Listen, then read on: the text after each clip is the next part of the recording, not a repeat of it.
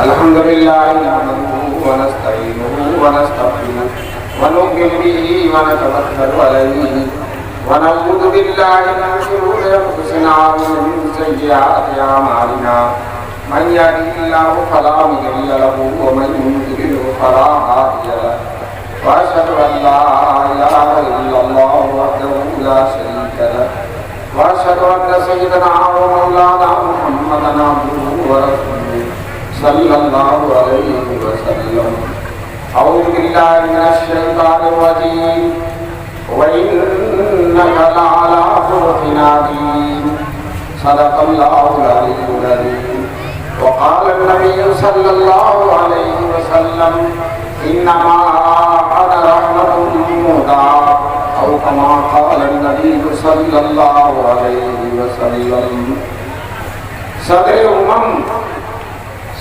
امم سلطان مدینہ وہ جس کے کفے پاک کا پسینہ گل کرے فردوس کی شبنم صلی اللہ علیہ وسلم سب پڑھیے بندہ اور خدا سے واصل بندہ اور خدا سے واصل خاکی اور انوار کا حامل امی اور اسرار کا مکرم صلی اللہ علیہ وسلم راہ میں کانٹے جس نے بچھائے راہ میں کانٹے جس نے بچھائے گالی دی پتھر برسائے ان پر چھڑکی پیار کی شبنم صلی اللہ علیہ وسلم شرح علم نہ شرح وہ سینہ بلکہ تجلی کا گنجینہ جگمگ جگمگ چمچم چمچم صلی اللہ علیہ وسلم حضرت صدر جلسہ اور معزز اور محترم علماء کرام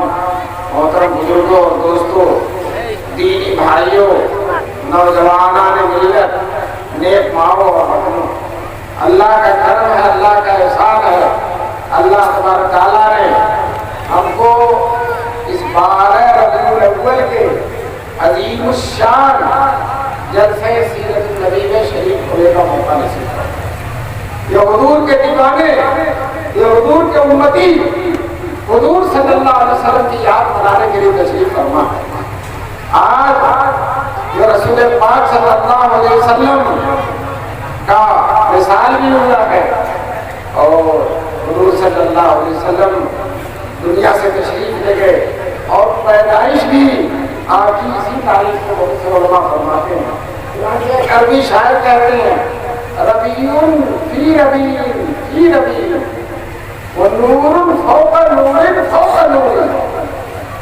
حضور صلی اللہ علیہ وسلم ربیع جو کہتے ہیں بہار ربیع بہار کو کہتے ہیں تو ربیع کے معنی بہار اور حضور جس سال پیدا ہوئے اس سال ربیع الاول بھی بہار ہی میں تھا تو ربیع بھی بہار اور ربیع الاول بھی بہار ہوا اور پھر حضور صلی اللہ علیہ وسلم کا تشریف لانا بہاروں کی بہار آپ صلی اللہ علیہ وسلم اس دنیا میں تشریف لائے پوری دنیا میں بہار آ گئی پوری دنیا میں بہار آ گئی حضرت شاہ فضل الرحمان کا بلاد آبادی رحمۃ اللہ علیہ سے کسی نے کہا آپ میلاد نہیں پڑھتے کسی نے کہا آپ میلاد نہیں پڑھتے تو مولانا فضل الرحمان رحمۃ اللہ علیہ کہنے لگے یہ شعر جو میں ناز کا پڑھ رہا ہوں یہی تو میلاد ہے یہ جو تقریر ہو رہی ہے یہی تو میلاد ہے چنانچہ پڑھا انہوں نے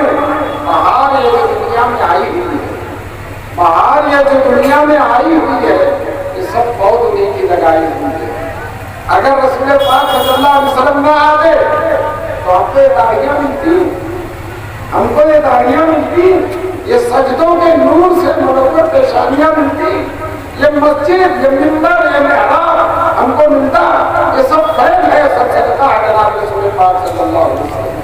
हम कलमा पढ़ रहे हैं, ईमान हमारे अंदर है, हमारी रग रग में हुजूर की मोहब्बत है, हमारी रग रग में हुजूर सल्लल्लाहु अलैहि वसल्लम का इश्क है दोस्तों।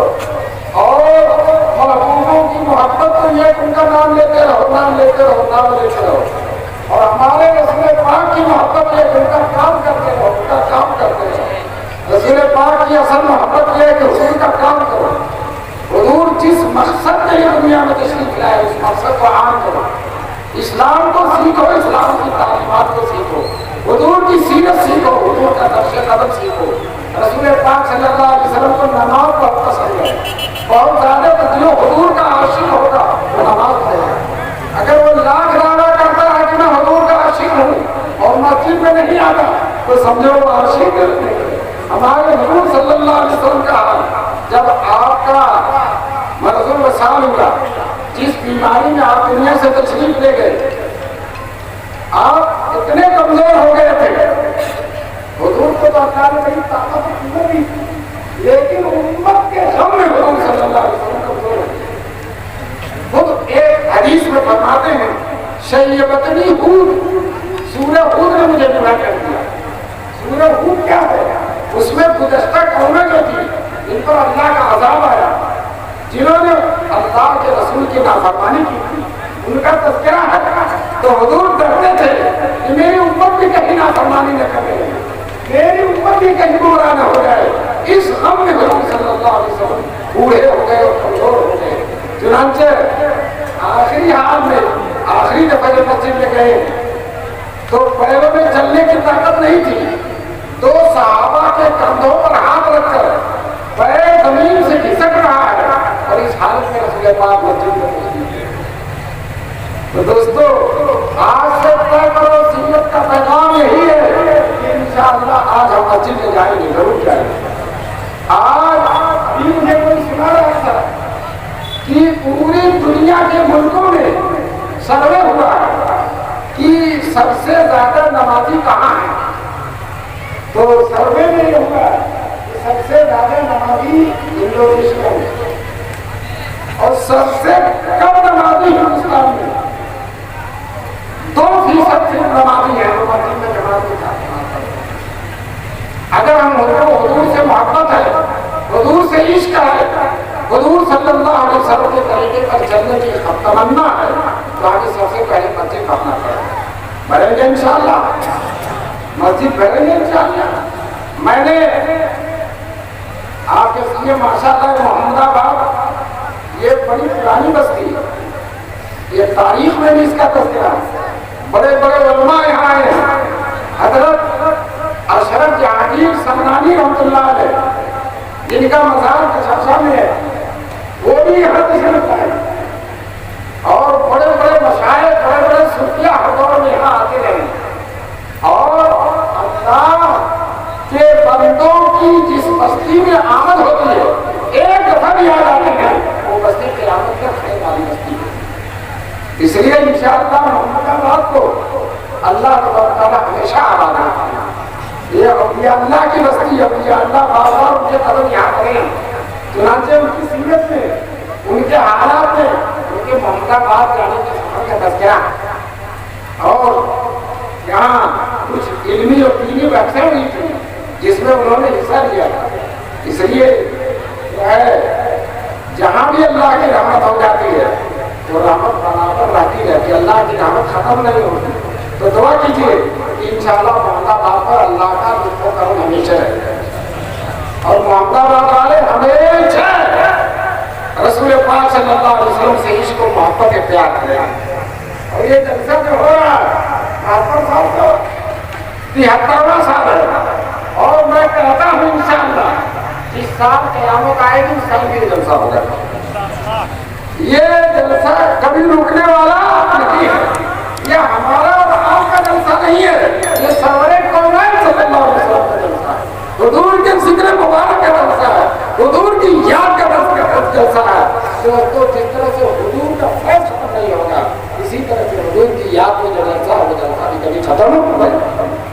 آپ یاد رکھیے کہ دنیا میں جتنے لوگ ہیں سب ختم ہو جائیں گے، لیکن حضور صلی اللہ علیہ وسلم نے عرفات کے میدان میں ہمارے اور آپ کے لیے دعا کی. جب آپ نے آخری حج کیا تھا تو عرفات کے میدان میں حضور صلی اللہ علیہ وسلم نے دعا کی، اے اللہ میری امت قیامت تک باقی ہے، میری امت قیامت تک باقی ہے، کوئی ظالم اور جابر میری امت کو ختم نہ کر سکے. یہ حضور نے دعا کی. تو دوستو ہم بتائیے قیامت تک آنے والے لوگ ہمارے سروں پر دعا کرا دے. ہر مسلمان کے سر پر دعا ہے، ہر امتی کے لیے، ہر مسلمان کے لیے دعا کیا. اور یہ بھی دعا فرمائی کوئی ظالم و جابر میری امت کو ختم نہ کر سکے. دوستو آج ہمارے خلاف بڑی سازشیں ہو رہی ہیں، پوری دنیا میں سازش ہو رہی ہے. آخری حد تک لوگ اپنی طاقت لگا رہے ہیں. جس ملک کے پاس جتنے وسائل ہیں اسلام کے خلاف لگا رہے ہیں. کوئی قرآن جلا رہا ہے، کوئی حضور کی توہین کر رہا ہے، کوئی اسلام کی مخالفت کر رہا ہے، کوئی مسلمانوں کی طرف آ رہا ہے.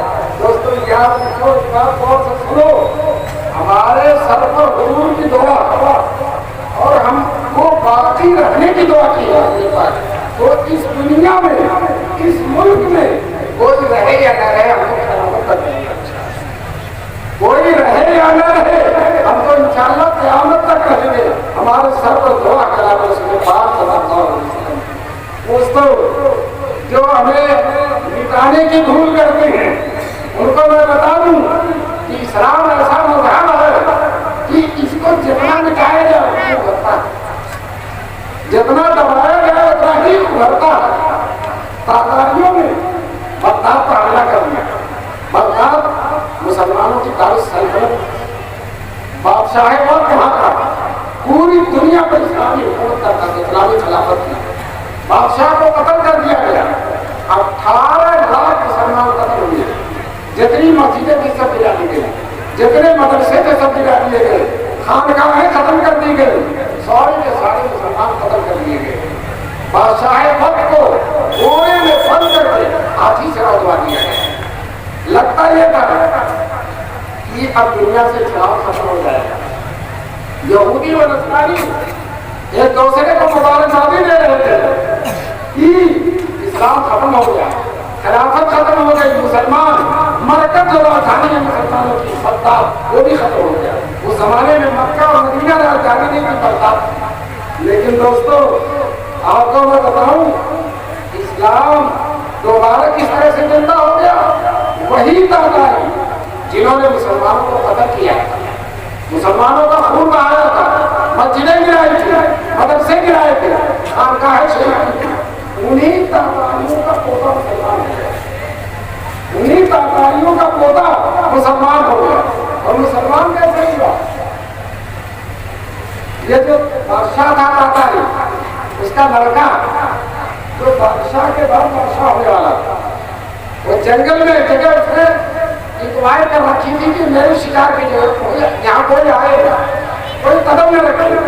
ایک بزرگ تھے مولانا جمال الدین، اللہ والے تھے. انہوں نے دیکھا بڑی صاف ستھری جگہ ہے، بیٹھ کر جا کر گدری سننے لگے، اپنی پھٹی ہوئی گدری سننے لگے.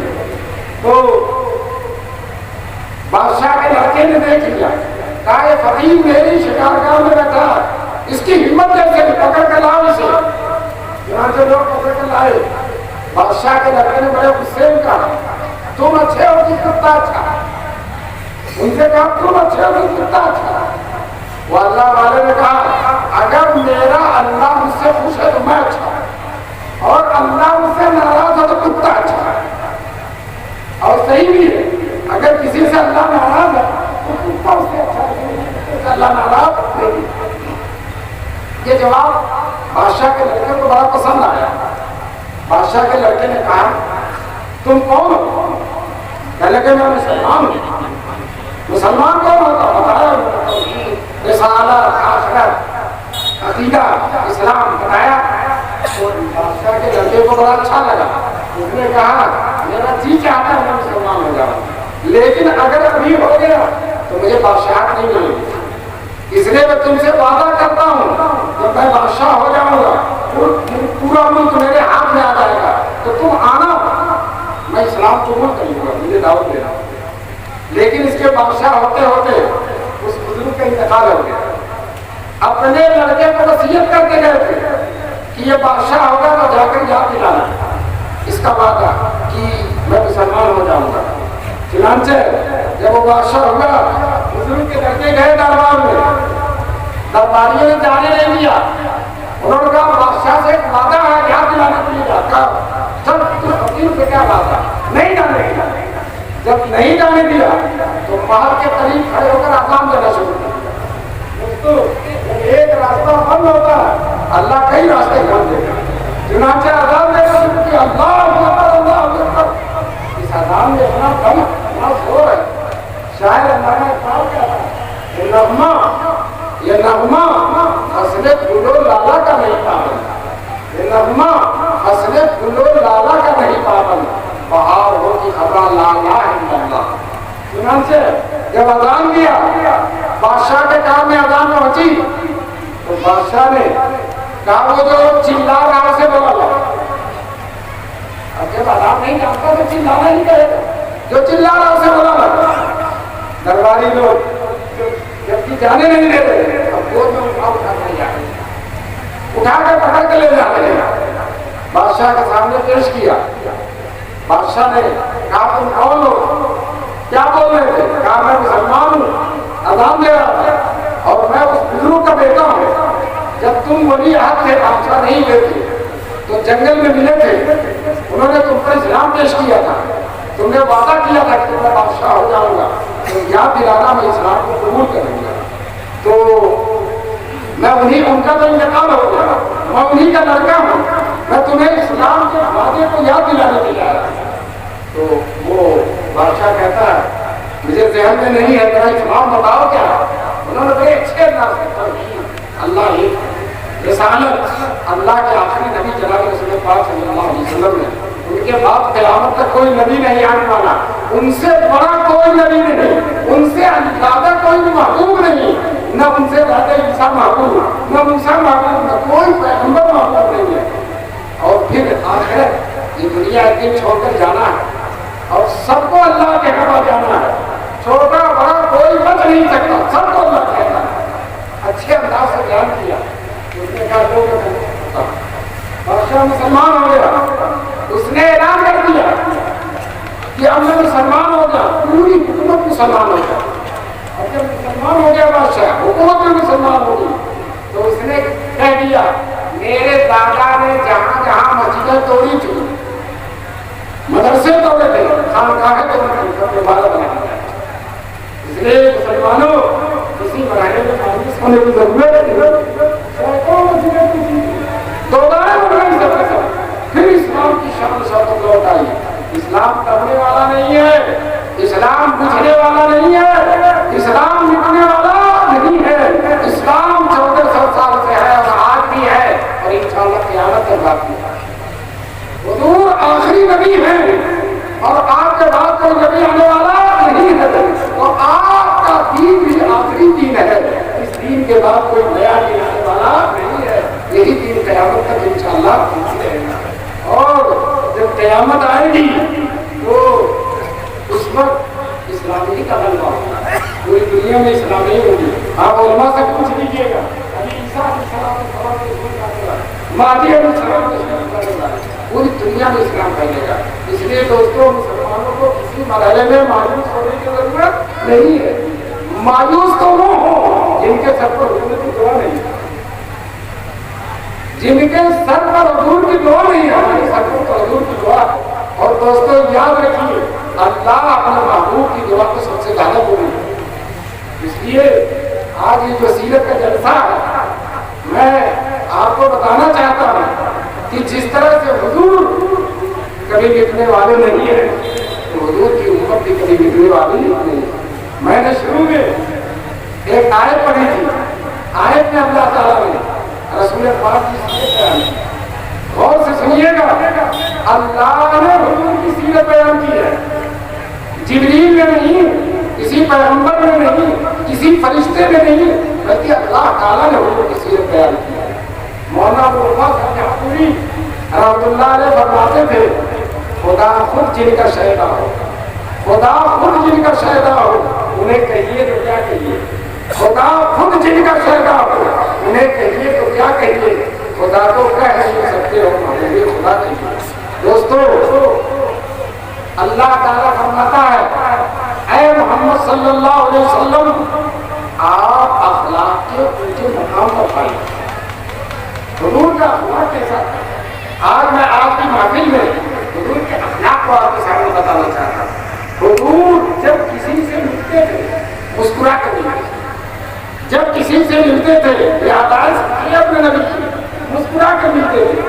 صحابہ کہتے ہیں اپنے گھر میں ہوتے تھے، ٹینشن میں ہوتے تھے، رنج و غم میں ڈوبے ہوتے تھے، لیکن جب حضور کی محفل میں آ جاتے تھے، حضور مسکرا کر مل لیتے تھے، ہمارا سارا رنج و غم ختم ہو جاتا۔ اور کسی کوئی آتا ایک ہاتھ سے مسافر نہیں، دونوں ہاتھ سے مسافر، اور جب تک سامنے والا اپنا ہاتھ کھینچ نہیں لیتا تھا تب تک رسول پاک اپنا ہاتھ کھینچتے نہیں۔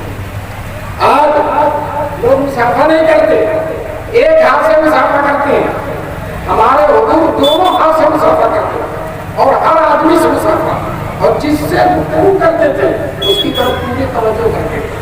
آج کل موبائل ایسی خطرناک چیز آ گئی ہے، ایک آدمی آپ سے ملنے کے لیے بہت دور دراز سے ہے، سینکڑوں میل سفر کر کے آئے، اور آپ کے گھر پہنچا تو ہم موبائل دیکھ رہے ہیں، اس کی طرف نہیں دیکھ رہے، موبائل دیکھ رہے ہیں۔ ہمارے حضور صلی اللہ علیہ وسلم کی سنت ہے، جب کوئی آپ سے ملتا تھا، آپ سے بات کرتا تھا، آپ پورے طور پر اس کی طرف متوجہ ہوتے، اور صحابہ سے ایسی باتیں کرتے تھے کہ صحابہ کا دل خوش ہو جائے، دل خوش ہو جائے۔ حضور کا مشن ہے، حضور کی سیرت ہے، حضور کا نقش قدم ہے، لوگوں کے دلوں کو خوش کرنا۔ چنانچہ ایک دن اللہ کے رسول مسجد جا رہے تھے، راستے میں حضور کی پھوپھی آئی، صفیہ رضی اللہ تعالیٰ حضور کی پھوپھی ہے۔ انہوں نے سوچا بھتیجا مل گیا، غنیمت ہے، پیغمبر آخر الزمان ہے، اللہ کا محبوب ہے، لاؤ بھتیجے سے دعا کرا لیں۔ چنانچہ حضور صلی اللہ علیہ وسلم سے کہنے لگی محمد نبی اپنی بوڑھی چچی کے لیے دعا کر دو، یہ جنت میں چلی جائے۔ حضور نے کہا بوڑھی عورتیں جنت میں نہیں جائیں گی، بوڑھی عورتیں جنت میں نہیں جائیں گی، یہ کہہ کر حضور مسجد میں چلے گئے۔ اب وہ بھی وہیں کھڑی ہو کر رو رہی، بہت دیر تک رو رہی۔ جب نماز پڑھ کر واپس آئے آپ پون گھنٹے کے بعد، تو حضرت عائشہ صدیقہ نے کہا کہ پھوپھی کو کیا کہہ دیا؟ پھوپھی کھڑی ہو کر رو رہی ہے۔ حضور صلی اللہ علیہ وسلم پھوپھی کے پاس گئے، کہنے لگے پھوپھی کیوں رو رہی ہے؟ کہنے لگی بھتیجے جب جنت میں نہیں جانا ہے تو روؤں گی نہیں تو کیا ہنسوں گی؟ تم نے کہا بوڑھی عورتیں جنت میں نہیں جائیں گی۔ حضور صلی اللہ علیہ وسلم نے فرمایا کہ 72 سال کی بوڑھی ہو کر جنت میں نہیں جاؤ گی، 33 سال کی جوان ہو کر جنت میں جاؤ گی۔ بتاؤ بوڑھی کا دل خوش ہو گیا۔ ایک صاحب آئے، کہنے لگے اللہ کے رسول صلی اللہ علیہ وسلم میرے لیے سواری کا اونٹ نہیں ہے، میں پیدل چلتا ہوں۔ جیسے آج کل ہم لوگ موٹر سائیکل سے چلتے ہیں، کار سے چلتے ہیں، سائیکل سے چلتے ہیں، زمانے اونٹ سے چلتے ہیں۔ کہنے لگے اللہ کے رسول مجھے سواری کے لیے اونٹ نہیں ہے میرے پاس۔ یاد رکھیے صحابہ اپنی ضرورتیں حضور کے سامنے جا کر پیش کرتے ہیں، اور حضور ہر ایک کی ضرورت پوری کرتے ہیں۔ حضور کے پاس کچھ نہیں ہے بتائیے، لیکن صلی اللہ علیہ سب کچھ دے رکھا۔ کہتے ہیں کہ شاہوں سے سوا صدقت سلطان مدینہ، بادشاہوں سے بڑھ کر چنانچہ حضور صلی اللہ علیہ وسلم نے مسکرا کر کہا آپ کو ایک اونٹنی کا بچہ دے دوں گا، آپ کو ایک اونٹنی کا بچہ دے دوں گا۔ اب وہ صحابہ کا فیصلہ آگے کہنے لگے اونٹنی کا بچہ لے کر کیا کروں گا؟ مجھے سواری کرنا، اونٹنی کے بچے سے کیسے سواری کروں گا؟ تو حضور نے کہا اللہ کے بندے سوچتے اونٹ کتنا بھی بڑا ہو جائے اونٹنی کا بچہ ہی ہے، اونٹ کتنا بھی بڑا ہو جائے اونٹنی کا بچہ ہے۔ تو دوستو دیکھو حضور پاک صلی اللہ علیہ وسلم کی صحابت اور حضور ہی کی برکت ہے آج مسلمان مولانا پوری دنیا میں سب سے زیادہ صحابت ساری دنیا حیران ہے کہ ان کی حکومتیں بھی نہیں ہے، ان کے مدارس شام کے ساتھ چل رہے ہیں، شاندار مدارس چل رہے ہیں۔ پہلے ہماری حکومتیں تھی لیکن شاندار مدارس نہیں تھے۔ مولانا قاضی مجاہد اسلام فرماتے ہیں یہ مدرسوں کا شاہجہانی دور، مدرسوں کا شاہجہانی دور ہے۔ ماشاء اللہ ہر مدرسے کی عمارت اچھی ہے، یہ کیوں؟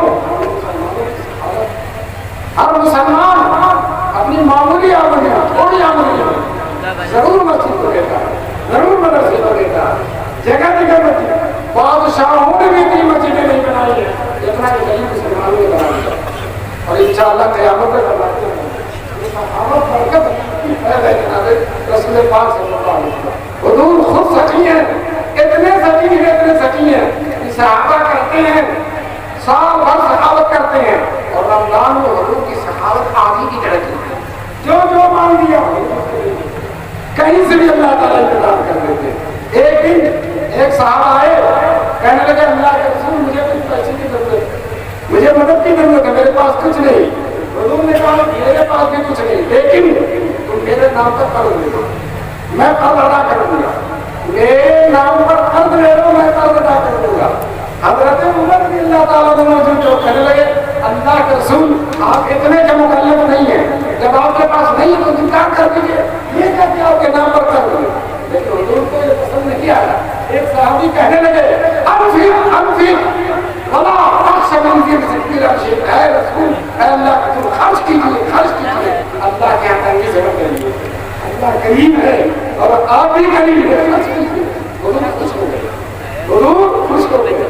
دوستو جب مسلمان مکے سے ہجرت کر کے مدینے گئے، مکے میں زمزم کی تھی، اللہ سارے مسلمانوں کو زمزم نصیب فرمایا۔ مکہ پہنچنے کے تو مکے میں زمزم پی کے تھے، جب مدینے گئے تو مدینے میں پانی کھارا تھا، مدینے میں بخار تھا، مدینے میں بیماریاں تھیں۔ مدینہ آج جیسا ہے اس وقت ایسا نہیں تھا۔ حضور کی برکت سے مدینے سے بخار ختم ہو گیا، مدینے میں بہار آ گئی۔ آج لوگ مدینے کو جنت کہتے ہیں، شاید کہتا ہے مدینہ جاؤں پھر آؤں، مدینہ پھر جاؤں، تمام عمر اسی میں تمام ہو جائے۔ بلا لو جلد مدینہ، یہ ہے امیر کو خوف کہیں نہ عمر دو روزہ تمام ہو جائے۔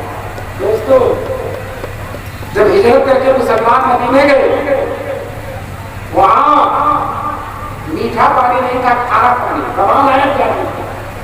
ایک یہودی کے پاس میٹھے پانی کا کنواں تھا، یہودی بہت شریف تھا، وہ مسلمان جاتے تھے تو پانی نہیں دیتا تھا، کہتا تھا پیسہ لاؤ تو دوں گا پانی۔ جس طرح سے مسلمی بھی گئی مسلمانوں سے پیسہ لے کر پانی دیتا، اب مسلمانوں کے کھانے کے لیے نہیں ہے، پانی بھی پیسے سے لیں۔ مسلمانوں کی پریشانی حضور کو دیکھی نہیں گئی۔ حضور صلی اللہ علیہ وسلم نے ایک دن مسجد میں اعلان کر دیا نماز کے بعد، جو مسلمان اس یہودی کے کنویں کو خرید کر مسلمانوں کو وقف کر دے گا، میں اس کے لیے جنت میں باقی چھلکتی ہوئی نہر کی ضمانت دیتا ہوں۔ حضور نے فرما دیا میں جنت میں چھلکتی ہوئی نہر کی ضمانت دیتا ہوں۔ دوستو مدینے میں حضرت عثمان غنی بھی تھے، وہ دوڑے ہوئے اس یہودی کے پاس گئے، کہیں اس سے کوئی پہلے کوئی اور نہ چلا گیا۔ یہودی سے کہا وہاں بیچو گے؟ بیچ دو۔ یہودی نے کہا بہت پیسہ دوں گا، بہت پیسہ دوں گا، بہت پیسہ۔ حضرت عثمان غنی نے کہا جو کہو گے دوں گا، تم جو کہو گے دوں گا، تمہاری زبان سے جو کہو گے دوں گا۔ یہ صحابت کہاں سے آئی؟ چنانچہ اس یہودی نے کہا حضرت عثمان کی نظر پیسے پر نہیں ہے، وہ جنت میں چھلکتی ہوئی نہر پر ہے جس کے حضور نے ضمانت دی۔ چنانچہ یہودی نے جو کہا حضرت عثمان نکال کر دینے لگے۔ جب دینے لگے یہودی شرارت پر اتر آیا۔ شرارت نہ کرے تو یہودی ہی نہیں ہوگا، شرارت نہ کرے پوری دنیا میں۔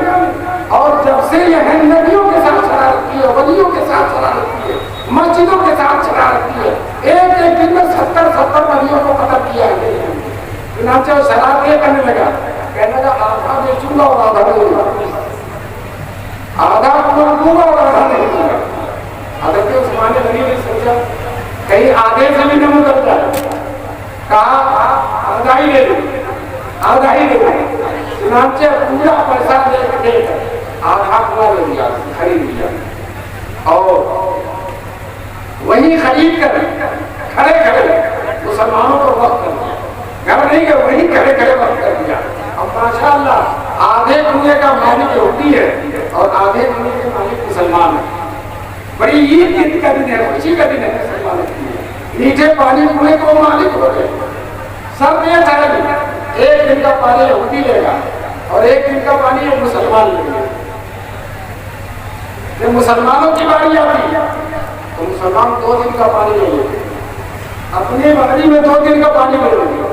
اللہ نے سب سے زیادہ عقل مسلمانوں کو دی، پوری دنیا میں سب سے زیادہ عقل مسلمانوں کو۔ یہودی نصرانی کسی کے پاس اتنی عقل نہیں ہے، کسی بھی غیر مسلم کے پاس اتنی مسلمانوں کے پاس ہے۔ میری دلیل کیا ہے؟ دلیل یہ ہے کہ اگر ان کے پاس عقل ہوگی تو جنت کا راستہ اختیار کرتا ہے۔ جب جنت کا راستہ ہی نہیں مل رہا تو عقل کیا ہے؟ کس کام کی عقل؟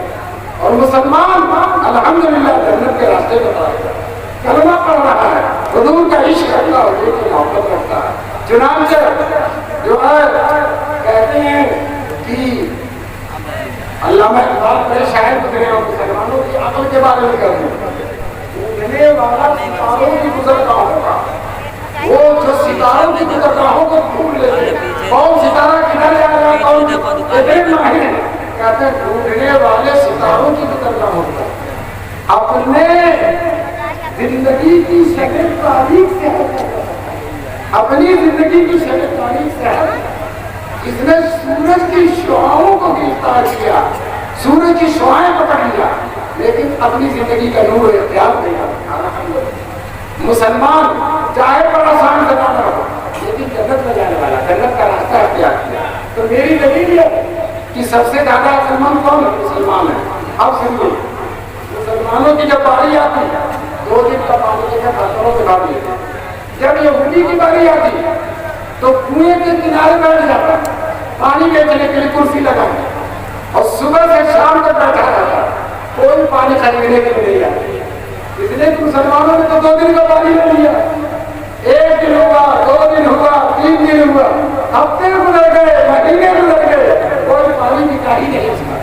آ کر حضرت عثمان غنی سے کہتا ہوں چنانچہ حضرت عثمان نے وہ بھی خرید لیا۔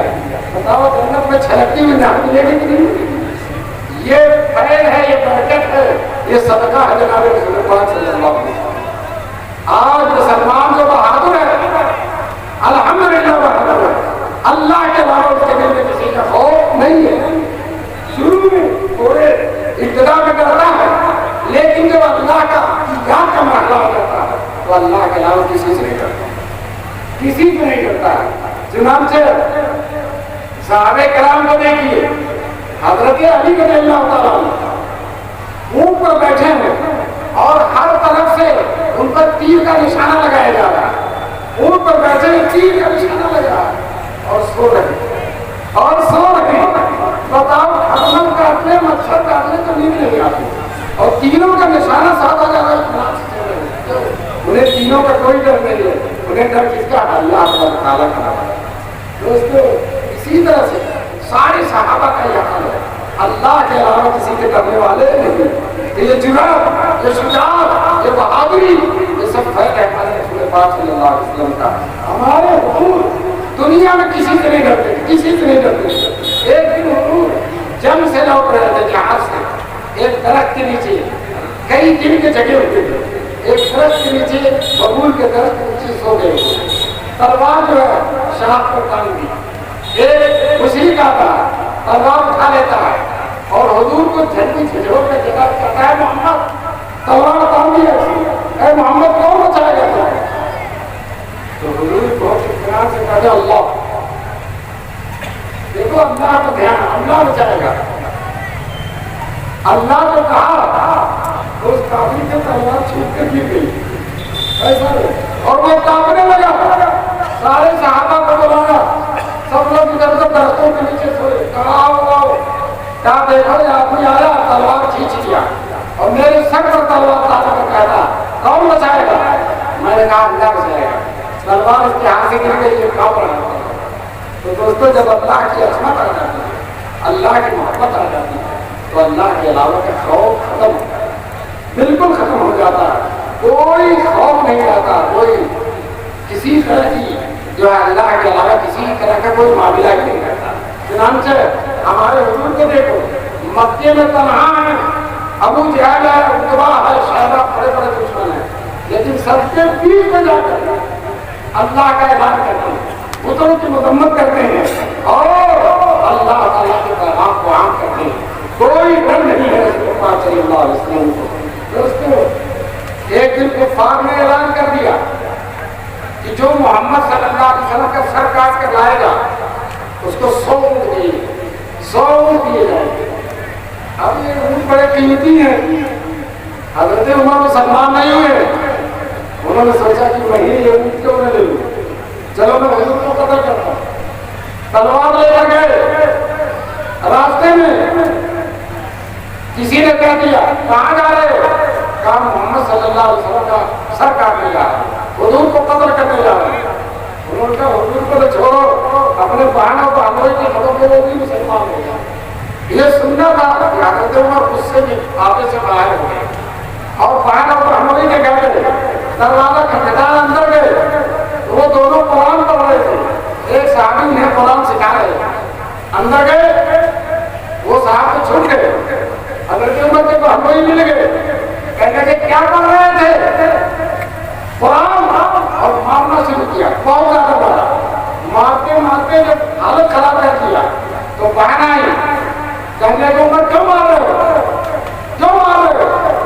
تو حضرت عمر نے کہا بہن کو بھی اچھا مارا، ایک تمغہ دو پہ مارا، جب بہن کو مارا تو بہن بھی انہی کے باپ کی لڑکی ہے، وہی خون ہے۔ وہ کہنے لگی عمر جان مار ڈالنا، ختم کر دے، لیکن جو اسلام سینے کے اندر آگے وہ نکلنے والا، حضور کی محبت سینے سے نکلنے والی نہیں ہے۔ دوستو جو ہے جب حضرت عمر نے بہن سے جواب سنا، جرأت کرنا، تو حضرت عمر تھکے، کہنے لگے اچھا قرآن لاؤ، جو قرآن پڑھ رہے تھے وہ لاؤ، میں بھی دیکھوں کیا ہے۔ بہن نے کہا تم نابالغ ہو، قرآن نہیں چھو سکتے، پہلے غسل کرو۔ چنانچہ حضرت عمر سے غسل کرنا، جب غسل کر لیا قرآن ہاتھ میں دے دیا، سورہ طٰہٰ کی آخر کی، حضرت عمر پڑھنے لگے طٰہٰ ما انزلنا علیک القرآن لتشقیٰ الا تذکرۃ لمن یخشیٰ تنزیلا ممن خلق الارض والسماوات العلی الرحمن علی العرش استویٰ۔ جب یہاں پہنچے الرحمن علی العرش استویٰ، رحمان عرش پر حکمراں ہے، ان کی آنکھوں سے اشک جاری ہو گئے۔ حضرت عمر کی آنکھوں سے آتی جا ہو گئے، میں نے سمجھ کیا کام ہو گیا۔ اب وہ کہنے لگے مجھے حضور کے پاس لے چلو، میں حضور کے ہاتھ پر اسلام لاؤں، مسلمان ہوں۔ یہ لوگ لے گئے دار ارقم میں، 39 صحابہ تھے جو اس وقت مسلمان ہوئے، 40 میں حضرت عمر ہے۔ دروازے پہ کھڑے ہو گئے، کھٹکھٹایا، کسی نے اندر سے جھانک کر دیکھا تو کہا عمر ہے اور تلوار لیے ہوئی۔ عمر کا روح بہت زیادہ تھا۔ حضرت سید الشہداء حضرت حمزہ بھی اندر تھے، انہوں نے کہا دروازہ کھول دو، اگر عمر صحیح نیت سے آ رہا تو ٹھیک ہے اور غلط نیت سے آ رہا تو اسی کی تلوار سے اس کو جسم مار دیا۔ دیکھا حضرت عمر سے بھی مقابل ہوا، جبکہ حضرت عمر کا حال یہ ہے جو حضور صلی اللہ علیہ وسلم نے فرمایا اے عمر میں دیکھتا ہوں انسانوں اور جناتوں کے شیطانوں کو کہ تمہیں دیکھ کے بھاگ جاتا۔ حضرت عمر سے کہا تمہیں دیکھ کے بھاگ جاتا، اگر تم اس گلی سے جاؤ گے تو شیطان 3-4 گلی چھوڑ کے تم گے۔ کہتا حضور کی حدیث ہے کہ انی ارا شیاطین الانس والجن قد فروا من عمر، میں انسانوں اور جناتوں کے شیطانوں کو دیکھتا ہوں عمر سے بھاگتے ہیں۔ دوستو ایک لطیفہ یاد آیا، لکھنؤ میں مدح صحابہ کا جلسہ ہوتا ہے اور اس میں کچھ لوگ ہیں جو صحابہ کو برا بنا کرتے ہیں، تو انہیں کی تاریخ میں مدح صحابہ کی تاریخ میں مدح صحابہ کا جلسہ ہوتا ہے۔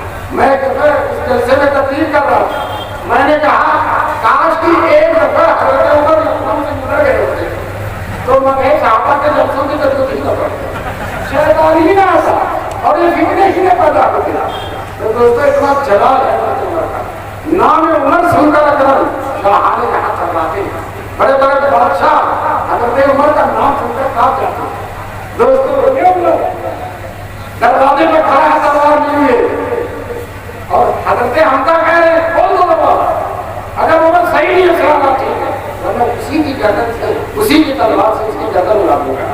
دوستو یہ بہادری یہ حضور کے چچا ہے 14 حضرت حمزہ، یہ حضور کی صحبت کی ہے، دروازہ کھول دیا گیا، حضور کنارے بیٹھے تھے، حضرت عمر حضور کے سامنے جا کے کھڑے ہو گئے، بڑے عاجزی کے ساتھ کھڑے ہو گئے اور حضور نے دامن پکڑ کے کھینچا، اے عمر کب مسلمان ہو گئے تم، کب کلمہ پڑھ گئے؟ حضرت عمر کہتے ہیں اشہد ان لا الہ الا اللہ و اشہد ان محمد رسول اللہ۔ پورا گھر نعرے تکبیر سے تو دیا، پورا گھر، اتنے میں جبریل آ گئے، کہنے لگے اے مسلمانوں آپ ہی نعرہ نہیں لگا رہے ہو، ہم فرشتے بھی نعرہ لگا رہے ہیں، فرشتے بھی نعرہ لگا رہے ہیں۔ دوستو اب حضرت عمر مسلمان ہو گئے تو کہنے لگے لات و عزیٰ کی عبادت خانہ کعبہ بھی کی جائے اور الہ واحد کی عبادت گھر میں کی جائے، ایسا نہیں ہو سکتا۔ آج نماز کعبے میں پڑھی جائے، ادھر مشرکین جو تھے وہ انتظار کر رہے تھے کہ حضرت عمر حضور کی گردن لے کر وہ سب بیٹھے کے انتظار کر رہے ہیں، اب آ رہے ہیں، اب آ رہے ہیں۔ اب جب حضور گئے جا رہے ہیں خانہ کعبہ، داہنے ابو بکر ہیں اور بائیں ابو عمر ہیں اور حضور کی آسماں بن کر نگہباں بن کر حضور کے خادم بن کر جا رہے ہیں۔ مشرکین حیرت زدہ رہے، ارے وہ عمر جو گردن لینے کے لیے آیا تھا آج گردن دے کر آ رہا ہے، حضور کا دیوانہ بن گیا۔ جب خانہ کعبہ میں پہنچے ہر طرف مشرکین بیٹھے ہوئے، حضرت عمر کہتے ہیں سن لو، جس کو اپنی بیوی کو بیوہ کرنا، اپنے بچوں کو یتیم کرنا، وہ آئے مجھ سے لڑے، میں مسلمان ہو گیا، میں مسلمان ہوں۔ پھر اذان دیا اور اذان دینے کے بعد نماز ہوئی اور دوستو کوئی کسی کی ہمت نہیں ہوتا ہے۔ تو یہ جرات حضرت عمر خود کہتے ہیں اسلام سے پہلے تو میں بالکل کچھ نہیں جانتا، میں اپنے ابا کی جو ہے چلایا کرتا تھا اور جب شام کو اونٹ چلا کر آتا تھا تو میرے باپ پپا مجھے لاٹھیوں سے مارتے تھے اور کہتے تھے اونٹوں کا پیٹ نہیں بھرا، اونٹوں کا پیٹ نہیں بھرا، تجھے اونٹوں کے چلانے کا سلیقہ نہیں آیا۔ پھر حضرت عمر کہتے ہیں جب خلیفہ ہو گئے آج حضور کی برکت سے پوری دنیا، آج حضور کی برکت سے پوری دنیا دیکھنے لگی ہے اور پوری دنیا میں اسلام کا جھنڈا لہرا رہا ہے۔ دوستو 22 لاکھ 51,030 مرتبہ مل کر اسلامی حکومت کا جھنڈا بنا حضرت عمر نے رکھا۔ تو دوستو یہ سب خیر ہے، یہ سب صدقہ ہے اس کے پاس، اور یاد رکھو مسلمان مصیبت نہیں، آج بھی اس کی رگوں میں الحمدللہ حضور کا خون ہو رہا ہے، حضور کا خون ہو رہا ہے۔ مسلمان کہتا ہے کہ جان مانگو تو جان دے دے، جو مال مانگو تو مال دے دے، مگر یہاں سے نہ ہو سکے گا نبی کا جاپو جلال دے۔ دوستو حضور جو دولت ہم کو دے کر گئے اسلام کی دولت، اس سے بڑھ کر دنیا میں کوئی دولت نہیں۔ آج ہمارا نوجوان، ہماری بیٹیاں، ہماری کالج میں پڑھنے والی بچیاں آج اسلام کو چھوڑ رہی ہیں، مرتد ہو رہی ہیں، غیروں کے ساتھ جا رہی ہیں۔ سروے کیا جا رہا ہے پورے ملک میں ہزاروں کی تعداد میں مسلمان بچیاں غیروں کے ساتھ چلی گئی۔ نہ جانتے ہیں کس چیز کا نقصان ہے، ہم نے اپنے بچے اور بچیوں کو مکتب میں نہیں بھیجا، سب سے پہلے مکتب میں بھیجو، اب وہ مکتب میں اگر آ جائے بچپن میں اس کے دل سے اللہ کی محبت پیدا کی جائے، کلمہ پڑھا دیا جائے گا، کلمہ بتلا دیا جائے گا، اللہ ایک ہے بتایا جائے گا، حضور اللہ کے آخری نبی ہے، سے بڑھ کوئی نبی نہیں ہو سکتا، تو اللہ کی محبت، حضور کی محبت بچپن میں بیٹھ جائے گی۔ قرآن پڑھنے گا، دعائیں درود سیکھ جائے گا، اتحیات سیکھ جائے گا، درود شریف سیکھ جائے گا، تو یاد رکھو وہ کاری میں لے کر جائے گا، خراب سے خراب ماحول میں بھی جائے گا، انشاءاللہ وہ مرتد نہیں ہو سکتا۔ اس لیے ہم جو نوجوان کالجوں میں پڑھتے ہیں ان سے کہتے ہیں اگر آپ نے بچپن میں مکتب میں نہیں، پھر دیکھو مکتب میں پڑھا کر پھر آپ جہاں چاہو جہاں چاہو، کوئی خطرہ نہیں، وہ کافر نہیں ہو سکتا، وہ مرتد نہیں ہو سکتا، وہ غیر مسلم عورت کے ساتھ بھاگ نہیں سکتا، اور بچی ہے تو غیر مسلم بچے کے ساتھ نہیں جا سکتی اگر اس کے سینے میں شروع میں اللہ اس کے رسول کی محبت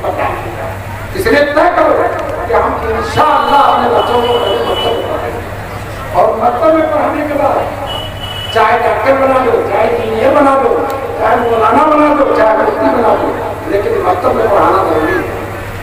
اور مدارس میں جو بڑے بڑے مدرسوں میں پڑھایا جاتا ہے وہ تو فرض کفایہ, اور جو مکتب میں پڑھایا جاتا ہے وہ فرض عین ہے, وہ فرض عین ہے. اس کے بغیر ہمارے بچے آج کل مسلمانوں کے ہاتھ میں پیسہ ہو گیا تو چھوٹے چھوٹے بچوں کو ٹائی لگا کر نہیں پڑھنا ہے, انگلش میڈیم میں بھیج رہے ہیں.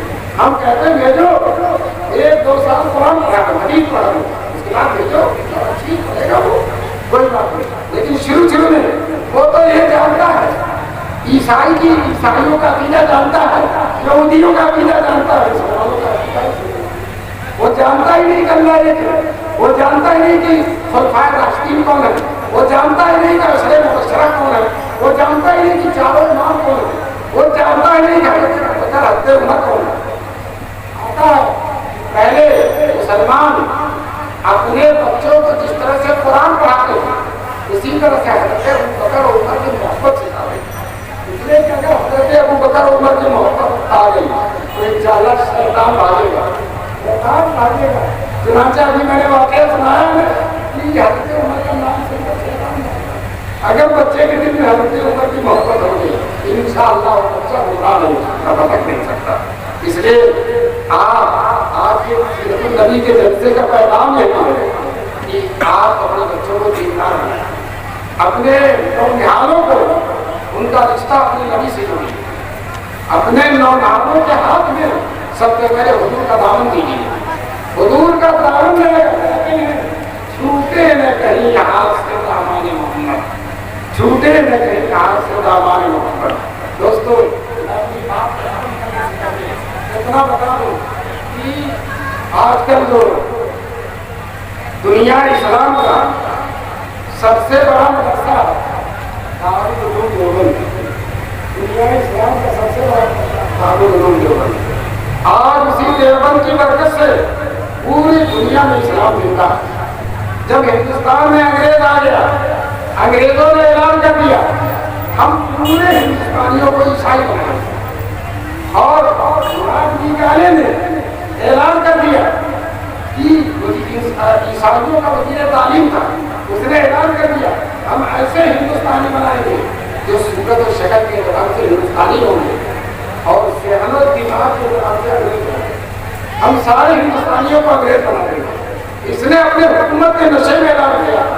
اللہ نور سے بابے بزرگان دیوبند کو, یہ خبروں کو مولانا قاسم نانوتوی, مولانا رشید احمد گنگوئی, حاجی اللہ مہاجر مکی, انہوں نے دیوبند کا مدرسہ پوری حالات میں دیکھ کر اور اعلان کر دیا, آجزی تواضع سے اعلان کر دیا کہ انشاءاللہ اس مدرسے کی برکت سے ہم ایسے ہندوستانی بنائیں گے جو صورت اور شکل کے اعتبار سے ہندوستانی ہوں گے اور ذہن و دماغ کے اعتبار سے مکی اور مغربی ہوں گے. ذہن و دماغ کے اعتبار سے مکی اور مدنی ہوں گے. اے مسلمانوں بتاؤ آج ہم مکی اور مدنی ہیں کہ نہیں؟ ارے ہیں کہ نہیں ہے؟ مسلمان یہاں بیٹھا ہے احمد آباد میں, اس کا دل مدینے میں لگا ہوا ہے, مدینے میں لگا ہے. ہر مسلمان کہتا ہے دکھا دے یا الہی وہ مدینہ کیسی بستی ہے, دکھا دے یا الہی وہ مدینہ کیسی بستی ہے جہاں پر رات کے مولا کی رحمت برستی ہے. تو دوستو مکی مدنی ہے کہ نہیں ہے؟ میں آپ سے پوچھنا چاہتا ہوں انگریز کامیاب ہوا یا واللہ دیوبند کامیاب ہوا؟ وہ فرمائے دیوبند کامیاب ہوا, اور یہ فرمائے دیوبند کا الحمدللہ عشق رسول اتنا زیادہ ہے, حضور سے محبت اتنی زیادہ ہے, حضور کی سیرت پر نقش قدم پر چلنے کا جذبہ اتنا زیادہ ہے. میں دیوبند میں طالب علم تھا, قاضی مجاہد الاسلام جو بہت بڑے عالم تھے, شیخ الاسلام کے شاگرد تھے, انہوں نے دارالحدیث میں تقریر کیا اور کہا ہم اپنے استاد محترم شیخ الاسلام مولانا حسین احمد مدنی کا کوئی عمل دیکھتے تو ہمیں یقین ہوتا تھا کہ یہ حضور کی سیرت ہوگا, یہ حضور کی سنت ہوگا. چنانچہ ہم کتابوں میں تلاش کرتے تھے, کبھی ناکام نہیں ہوتے تھے, جزاؤں نہیں. ان کے عمل کو دیکھ کر مولانا قاسم نانوتوی پر انگریزوں نے پھانسی کا اعلان کر دیا, کو پھانسی دی جائے. لوگوں نے چھپایا کہ آپ چھوٹ جاؤ دیوبند کے انگریز آپ کو پھانسی دے دے گا. مولانا قاسم نانوتوی لوگوں کے اقرار سے ایک مقام میں چھپ گئے, جب 3 دن ہو گیا باہر نکل آئے، لوگوں نے پوچھا حضرت ابھی باہر پڑا ہوتا ہے، بہت تلاش کر رہی ہے، سیاحی آپ کے پیچھے پڑی ہوئی ہے اور آپ باہر نکل آئے، تو کہنے لگے ہجرت کی رات میں حضور صلی اللہ علیہ وسلم ہمارے سوئے میں 3 دن چکے گئے، تو میں بھی 3 ہی دن چھپوں گا اور حضور کی سنت کے باہر نہیں آؤں گا۔ بتائیے چھپنے میں بھی سنت کو پیش نظر رکھتے ہیں۔ مولانا رشید احمد گنگوہی رحمۃ اللہ علیہ کو کسی نے ہرے رنگ کا جوتا دیا جس کا تلوا ہرا تھا، مولانا رشید احمد گنگوہی نے کہا اس کو سر پر رکھوں گا، سینے سے لگاؤں گا، آنکھوں سے لگاؤں گا، پیر میں نہیں ڈالوں گا۔ اس آدمی نے کہا حضور جوتا تو پیر میں پہنے تھے، کہنے لگے اس کے تلوے کا رنگ ہرا ہے اور میرے حضور کے امت کا رنگ دیا تھا، تو جو رنگ حضور کے امت سے مشابہت رکھتا ہے اس کو میں پیروں میں نہیں ڈالتا۔ کتنے بڑے عاشق ہیں لوگ، عشق رسول میں ان کی زندگی ڈوبی ہوئی ہے، اسی کی برکت ہے آج الحمدللہ پوری دنیا میں قال اللہ قال رسول کی جو صدائیں بلند ہوتی ہیں، مسجدوں ممبروں میں ہوا ہے، یہ سب خیر میں سرکار قانون دیوبند کا ہے۔ دارالعلوم تحقیق علماء سنت پر کیا عمل ہوتا ہے، اس لیے مسلمانوں آج کے سیرت النبی کے جلسے کا پیغام یہی ہے کہ ہم سب مسلمان اپنے نبی کی سنت کریں گے انشاءاللہ۔ ہمارے حضور کی بہت پیاری سنت ہے، یہ دیکھیے داڑھی بہت پیاری سنت ہے، سارے صحابہ داڑھی رکھتے ہیں، 1,40,000 نبی داڑھی رکھتے ہیں۔ دوستو اس لیے ہم طے کر لیں کہ ہم انشاءاللہ آج سے داڑھی رکھیں گے، رکھیں گے انشاءاللہ۔ جو لوگ داڑھی نہیں رکھتے وہ طے کر لیں انشاءاللہ کا توفیق دے گا۔ اور یہ مت کہیے داڑھی سے بوڑھا ہو جاتا ہے، بلکہ داڑھی سے چہرے پر رونق بن جاتا ہے۔ وہ لوگ جو گال وغیرہ دھس جاتا ہے داڑھی بھی کٹوا دیتے ہیں، عجیب طرح سے خراب لگتا ہے، لیکن جب داڑھی رکھ لیتے ہیں چہرہ بوڑھا ہو جاتا ہے۔ ہمارے دوست داڑھی نہیں رکھتے، ایک دن اتفاق سے آئے تو نہیں داڑھی، میں نے کہا ارے بھائی چہرہ تو آپ کا بہت رونق ہے، شادابی آ گئی، یہ ہماری خام خیالی ہے۔ میں آپ سے پوچھنا چاہتا ہوں حضور سے زیادہ رونق کسی کے چہرے پر ہو سکتی ہے؟ نہیں ہو سکتی نا، اور حضور داڑھی رکھتے پتا چلا داڑھی سے رونق آتی ہے، داڑھی سے رونق آتی ہے۔ اور ایک بات اور یاد رکھیں، ایک مشت ہونا چاہیے داڑھی، یہ ایک مشت کے بعد ادھر سے کاٹ دے، لیکن ادھر سے بہت سے لوگ کاٹتے ہیں، ادھر سے کاٹنے کے بجائے ادھر سے کاٹ دیتے ہیں، ادھر سے مت کاٹیے گا۔